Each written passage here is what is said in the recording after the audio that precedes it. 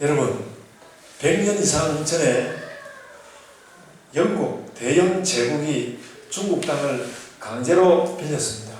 중국을 억눌러서 지금의 홍콩 땅입니다. 이제는 중국이 영국보다 훨씬 강국이 되어서 자기들 땅을 되찾은 지가 한참 됐습니다. 그런데 그러고 보니까 땅보다는 사람이 더 문제입니다.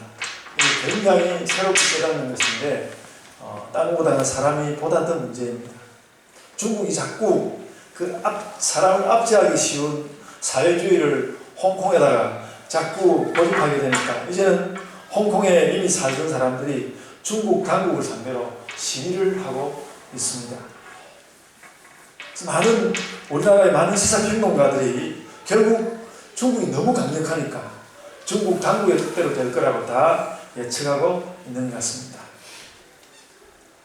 그러나 저만 독자적으로 보는 건 아니고 저는 생각에 이 홍콩이 지렛대가 되어서 어쩌면 중국이 조금은 더 자유로운 나라가 되도록 할 거라는 그런 소원을 가집니다.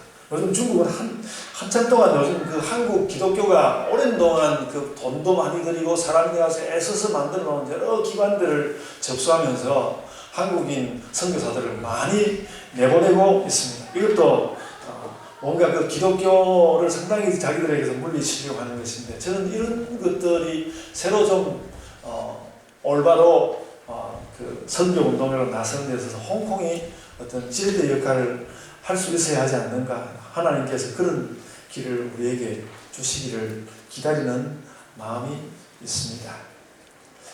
제가 지금 홍콩 이야기를 하고 있는데 이 홍콩에 오늘 이 문제는 뭔가 알고 보면 그 깊은 자리에 누가 왕이냐라는 문제가 있다는 것입니다. 지금 중국의 시진핑이라는 사람이 엄청나게 세계 제국의 왕으로서 행세하려고 하고 있는데 지금은 약해 보이지만 홍콩이라는 조그마한 도시 하나가 무엇인가 분위기를 바꾸는 그런 자리가 오기를 대단히 마음 가운데 바라고 기다리고 있습니다. 그런 면에서 오늘 주일은 우리에게 그런 것을 다시 상기시키는 주일입니다. 오늘은 2019년 교회년의 마지막 주일인데 교회는 오늘 이 주일을 그리스도 왕주일이라고 합니다. 그리스도 왕주일, 크라이스트 킹, 그리스도 왕주일이라고 부릅니다. 예수께서 모든 사람의 이생과 내생에서 왕이신 것을 확인하는 주일입니다. 예수님은 돌봄과 위로의 진정한 인도자입니다. 예수 그리스도께서는 공생의 3년 동안에 세상을 바꾸어 놓았습니다. 그는 우선 모든 사람이 죄의 속박 가운데 있다는 것을 사람들에게 알려주었습니다. 또 예수께서는 인간을 그 죄에서 해방시켜 주셨는데 스스로 십자가에서 죽으셔서 사람들의 죄값을 갚으심으로 그렇게 하셨습니다.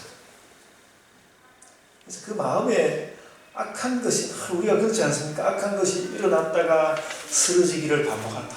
악이 일어났다가 또 쓰러지고 악이 일어났다가 쓰러지고 그런 것을 반복하는 사람들은 스스로 죄인인 것을 깨닫고 이 죄의 문제에서 우리를 불러내신 예수님을 왕으로 모시는 것입니다. 제가 청소년들과 성경 공부를 하다가 그런 말을 했습니다. 청소년들이 어떻게 하면 어른이 화가 나는지를 너무 잘 알아요. 그리고 실제로 그렇게 한단 말이죠. 그런 청소년의 마음에는 벌써 죄가 자리 잡기 시작하는 것이죠. 그걸 절대적으로 나쁘다고 제가 이야기하는 것은 아니고요. 일어날 수 있는 일이지만 그냥 아무 생각 없이 늘 그렇게 해서는 안 되는 일입니다. 내 마음을 어떤 마성에 내어줘서는 안 되는 것이죠. 우리 마음에는 그래서 순전한 예수의 인격이 자리 잡아야 합니다. 인간의 생명과 미래와 운명과 관련해서 어떤 해결책도 없는 사람에게 생명의 길을 주심으로 예수님은 사람들의 진정한 왕이 되었습니다. 저는 오늘 본문에서 한 가지 사실에 주목합니다. 오늘 읽은 이 본문에서 예수님이 왕이신데 아까 이야기 나왔습니다. 죄패에다가 유대인의 왕이라고 했는데 예수님은 왕이신데 어떤 왕이신가? 십자가 팻말에 유대인의 왕 이렇게 걸려 있었습니다. 일단 왕은 왕이라는 거죠. 이 팻말이 가진 느낌은 참 미묘합니다. 일단 로마인들은 유대인의 왕이라고 해서 감히 선동자 예수라도 함부로 유대인들의 왕이라고 하지 않는다는 것을 확인하고 있는 것 같습니다.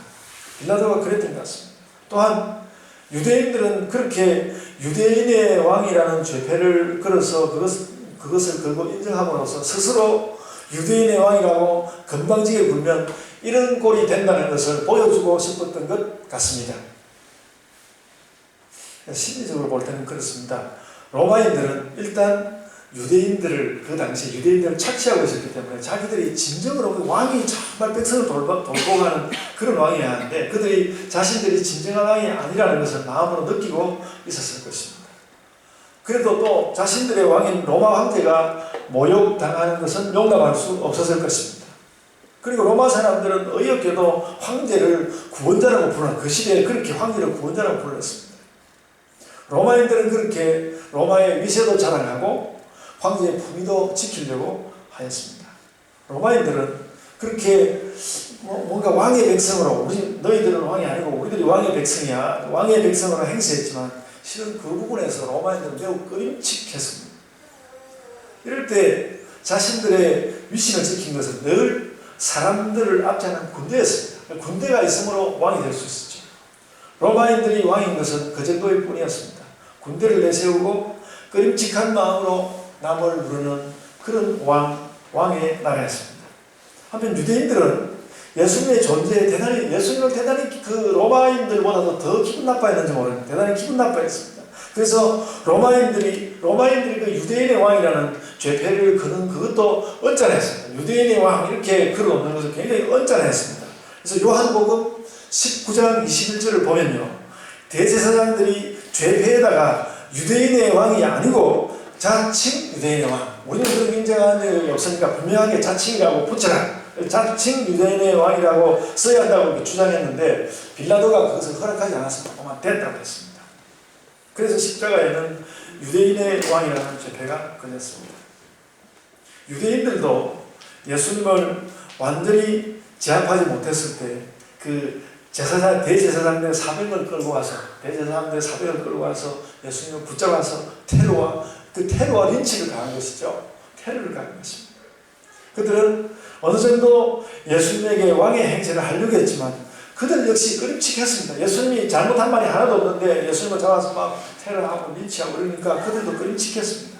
성경은 이 끄림칙함을 일컬어서 걸림돌이라고 부릅니다. 걸리는 것이라고 이렇게 불렀습니다. 이때 로마인과 유대인들에게 느껴진 일은 그런 것입니다. 저 예수가 왕은 아닌데 왜 이렇게 그가 왕처럼 느껴지는 것이지? 그리고 우리하고는 왜 반대 자리에 서 있는 것이지? 유대인들도 로마인들도 그런 느낌을 지울 수가 없었습니다. 그래서 그런 느낌이 있는 가운데서 그 유대인 가운데 양심 있는 사람, 로마인 가운데 양심 있는 사람들은 행동이 달랐습니다. 유대인 가운데 양심 있었던 사람 니고데모는 그래서 예수님의 장래의 정성을 다하였습니다. 또 양심 있었던 그 로마인의 백부장, 사역을 집행하던 백부장은 그는 하나님의 아들이었도다 그렇게 시인하였습니다. 양심 있는 유대인과 로마인의 왕 예수에 대한 고백이었습니다. 그래서 이 예수님에 대해서 사람들은 그 유대인이든 로마인이든 뭔가 마음이 끄림칙했습니다. 여러분, 우리가 그 성경을 읽어보면 빌라도의 아내가 자기 남편한테 그러지 않습니까? 내가 지난밤에 그 간밤에 저 사람 때문에 내 꿈자리가 시끄러웠다고 그러지 않습니까? 꿈자리가 시끄러웠다. 그 했던 말은 바로 이 끄림칙함 때문에 뭔가 걸리는 것, 걸림이 되는 것, 그런 것이 있다는 것입니다. 그러니까 그 빌라도 아내가 꾸었던 그 꿈은 로마인 정부가 혹은 또 유대인 정부가 가졌던 그 끄림칙함, 그런 것이 반영되어 있는 것입니다. 그래서 공적으로 전혀 왕으로 인정되지 않았지만 예수님은 그 상황에서 진짜 왕이었습니다. 여러분, 예수님이 왕이라는 것에 대해서 오늘 읽은 성경 본문은 적마다는 무슨 말씀을 하고 있을까요? 만약에 여러분들이 오늘 본문 말씀을 또박또박 적어본다면 특별한 것을 발견하게 될 것입니다. 예수님의 왕으로서의 색깔은 아주 분명하였습니다. 예수님은 고난과 모욕과 죽음 가운데서 왕으로 나타납니다. 한번 아까 읽었던 본문 누가복음 23장 32절 이하라고 펼쳐놓고 보시면요, 이 32절에 예수님은 다른 죄수들과 함께 끌려갔다 했습니다. 죄인으로서 죄수들과 함께 끌려갔다. 33절을 보면 예수께서 가신 곳은 해골이라는 이름을 가르쳐요. 그러니까 그 아주 정말 서선하고 엄습하기가 말할 수 없는 그런 곳입니다. 해골이라는, 골고다라는 해골이라는 이름을 가진 그 죽음의 언덕으로 예수님이 끌려가신 것입니다. 그리고 그곳에서 십자가에 못 박혔습니다. 생명의 주님이신 예수님이 해골이라는 이름과 결국 되었습니다. 34절에서는 병사들이 제비를 뽑아서 예수님의 옷을 나눕니다. 이것도 예수님이 아직도 죽지 않았는데 예수님을 이미 죽은 사람 취급을 하는 것이죠. 35절을 보면 또 관리들이 예수님을 비웃었다고 말하고 있습니다. 예수님 비웃었다. 관리들이 예수님을 비웃고 36절에는 군인들이 예수님을 희롱했다. 그렇게 적고 있습니다. 38절에 보면 유대인의 왕이라는 십자가에 죄패가, 예수님에는 죄패가 달려있어요. 그냥 명패가 아니라 죄패가 달려 있었습니다. 그리고 39절을 보면 자기 같이 십자가에 달린 사람들도 예수님을 비방합니다. 오늘은 고뇌봐라. 그렇게 말하고 있습니다. 그래서 32절로부터 39절까지 8절에 걸쳐서 쉬지 않고 세상이 예수님을 죽은 자 취급을 하고 조롱하고 희롱하고 멸시하고 죽음이 예수님을 둘러싼 것 같은 그런 상황을 연속적으로 보여주고 있습니다. 그런 가운데 예수님은 그런 왕으로 모습을 나타냈습니다. 여러분 오늘 성경 말씀을 읽으면서 오늘 고난주일도 아닌데 갑자기 예수님 십자가에 죽는 이야기 나올까?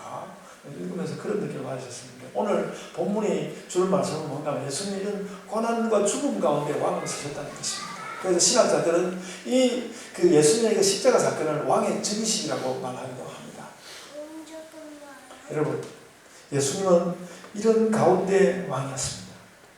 죽음이 가까이 와 있고 주변의 모든 사람이 인간으로서 예수님의 실패와 예수님의 약함을 놀리고 있었습니다. 그런데 예수님은 지금 그런 일을 다 당해줌으로써 왕이 되고 있는 것입니다. 그래서 저기식의 그 말은 그렇게 실패와 멸시와 조롱과 죽음의 말들이었습니다. 예수님은 그렇게 왕이 되셨습니다. 여러분, 우리의 고난은 어떤 편입니까? 나의 고난은 어떤 편입니까? 예수님과 비교할 필요는 없겠죠. 그런데 내가 힘을 기울였는데, 그런 일이 너무나 많지 않습니까? 내가 힘을 기울였는데도 뭔가 똑부러지게 잘 되는 것이 아니라 뭔가 어긋났을 때, 그때 우리는 이 조롱과 죽음의 말 가운데서 다 조롱과 죽음의 말이 이렇게 파도처럼 밀물처럼 몰려오는데도 그래도 그 가운데서 왕이 되신 주님을 여러분들이 잊지 않고 생각했으면 좋겠습니다. 여러분, 제가 이번에 그 노래의 느낌을 느꼈습니다. 민주화 운동이 한참일 때 금관의 예수라는 노래를 가수 김민기가 불렀죠. 여기에 그런 분위기가 팽배합니다. 얼어붙은 저 하늘, 얼어붙은 저 벌판, 태양도 비추리라 캄캄한 저 가난의 거리. 이렇게 가는, 너무 좀 우울한 느낌이 들고 너무 쓸쓸한 느낌이 들어서 참 가스펠이라 하긴 그래서 우리 잘 안 부르는 곡입니다만은, 예수께서 이렇게 아까 보면 8절에 걸쳐서 계속해서 희롱하고 조롱하고 죽은 자 취급하는 그 분위기를 이전에 김민기라는 가수가 저는 잘 담아냈다는, 이번에 설교를 준비하면서 김민기라는 가수에게 특별한 느낌을 받았습니다. 여러분, 근데 민주화 운동은 끝나서도 삶에는 여전히 이런 어두운 구석이 있지 않습니까? 여러분의 어두운 구석은 어디입니까? 삶의 어두운 구석이 있지 않습니까? 요즘은 특별히 미국이 갑자기 방위비를 이전에 6배를 내라고 트럼프, 우리는 그 글을 보고 뭐라고 해야 할지 설교단에서 막 과격한 소리 안 하고 싶습니다만 갑자기 6배를 내라. 그런 걸 어디서 이게 그러니까 우리나라를 점령국 취급을 하는 것이란 말이죠. 협박하고 있습니다. 근데 여러분 그런 때라 할지라도 또 여러분의 삶의 어느 자리가 그렇게 느껴질 때라도 여러분 절망하지 맙시다. 절망하지 맙시다. 예수님도 왕의 즉위식을 할 때 그 분위기가 그렇게 서산하고 좋지 않았습니다. 너무 어려운 그런 모습이었습니다. 예수님의 즉위식이 화려하고 휘황찬란하지 않았습니다. 여러분 우리가 힘을 내서 살아야 한다는 것을 오늘 본문이 잘 힘을 내서 살아야 한다. 잘 보여줍니다. 그래서 우리 삶에 대하여서 우리가 예수 그리스도를 이루어서 왕이 되어서 그렇게 살아야 하는 것이죠. 그래서 십자가를 둘러싼 모든 어둠과 패배의 분위기가 쭉 이어지던 39절에서 끝나고 오늘 보면 40절을 보십시오. 40절을 보시면 함께 십자가에 달린 두 제수 중에 한 사람이 예수님을 비방한 다른 제수를 꾸짖으면서 예수님을 높이고 당신의 나라에 임하실 때 나를 기억해 주십시오. 그렇게 말씀하고 있습니다.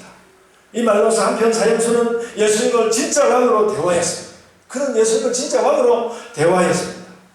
예수님이 십자가에 달렸을 때 이 모든 일이 일어난 것입니다. 유대인과 로마인들은 끄림칙한 마음으로 예수님을 저주했는데 그걸 통해서 예수님의 왕의 지위를 감추려고 했는데 사형집행과 관련된 사람들은 대부분 예수님을 멸시한 그 말과 행동들을 하였는데 그런데 그 예수님과 같이 죽는 자리에 선 그 죄수에게서 당신은 왕이시라는 죽음의 뜻이 나타나는 것입니다. 당신은 왕이십니다. 당신은 왕이십니다. 저는 여러분이 이렇게 예수님처럼 이렇게까지 어렵게 성공하기를 바라지는 않습니다. 그러나 우리가 실패와 공경을 대하는 분명한 자세를 가지고 실패와 공경을 대하는 자세를 가지고 있어야 하는데 모든 그 실패와 공경을 대할 때 그것을 실망으로 대하지 말자. 실망으로 대하지 말자. 예수님이 실패를 배경으로 생명을 담아내고 하늘의 왕권을 담아내는 그런 모습을 우리 마음에 우리의 삶에 가지고 있어야 합니다. 우리 생애가 늘 그런 것은 아니어도 이런 일이 어려운 일이 일어나거든요. 중요한 것은 우리에게 이런 예수 그리스도, 이런 왕 그리스도 개념이 있어야만 우리가 실패를 넘어설 수 있고 또 다른 남의 실패를 격려할 수 있고 그래야만 인간 세계가 고통 중에서도 설 수 있는 것입니다. 그리고 그럴 때 우리가 그런 일을 해야 될 때에 우리 안에 예수 그리스도께서 왕으로 서시는 것이죠. 그래서 여러분 예수님이 우리의 구주인 것은 물론이고요. 저는 이런 예수님 이야기를 할 때마다 인간적으로 예수님이 너무 멋있고 훌륭하다는 것이죠. 인간 예수께서 행하신 너무 멋있고 훌륭하시다.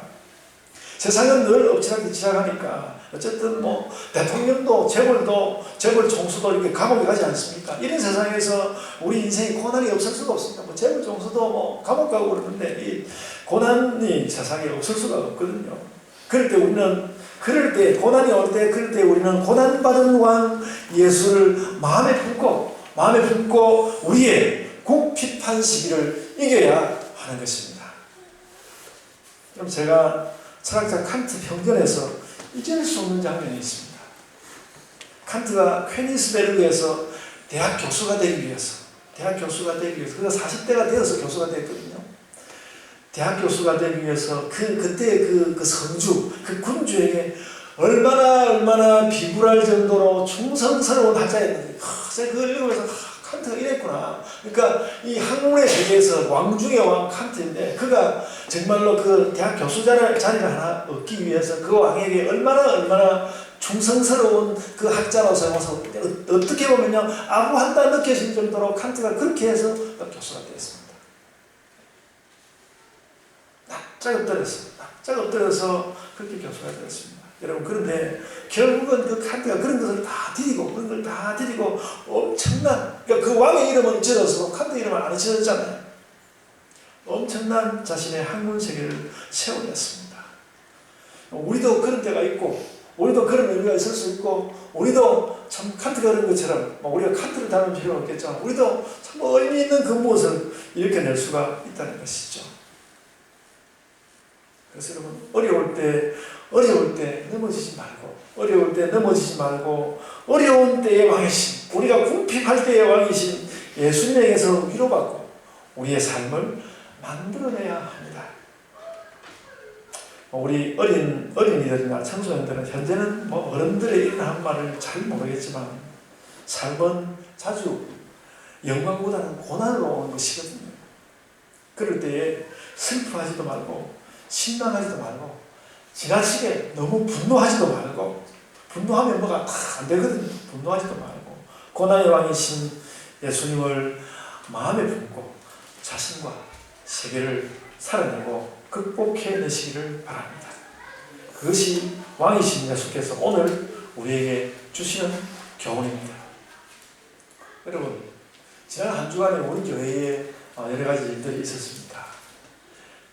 조금 한참 지나서 이제 지난 주간에 결정이 됐습니다만, 외국어 대학교 지역에 동광교회라는 교회가 있습니다.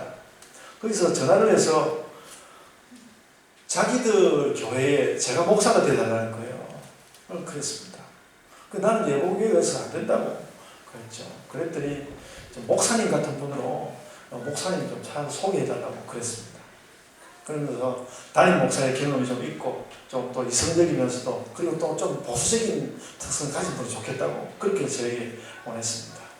그래서 그런 목사님 누가 있나 찾아봤더니 바로 우리 교회에 권혁정 목사님이 다 있으시더라고요. 그래서 권혁정 목사님이 그 조건에 맞는 것 같아서 그분을 소개해서 보냈습니다. 그래서 지난 주일까지 모든 것이 다 정리가 되고 오늘 정식 담임 목사로 지금 아마 그 교회에 다니셔서 설교하고 있을 거라고 생각합니다. 부임했을 겁니다. 그런 일이 있었고요. 우리 교회에는 또 우리 조경희 전도사님의 시어른들 두 분 이렇게 오셨는데요. 이 사람 오셨습니다. 요즘처럼 그 시댁과 며느리가 가까이 지내기 어려운 때에 부산에서 이 구리까지 정말 저 남동쪽에서 이렇게, 우리도 약간 동쪽이지만 북쪽 끝 지점까지 이렇게 구리까지 이사해 오셨습니다. 우리 교회에 있는 중요한 일이고요. 그리고 또 이우경 집사님과 박은영 집사님은 김해에서 구리까지 오늘 새벽에 일어나서 400km 넘어 500km 가까운 길을 운전을 해가지고 와서 오늘 예배에 참석했습니다. 매주 이렇게 참석하면 정말 기네스북에 올라갈 텐데, 가장 먼 거리를 차로 달려서 예배 드린 사람 기네스북에 한번 전화를 한번 해봤습니다.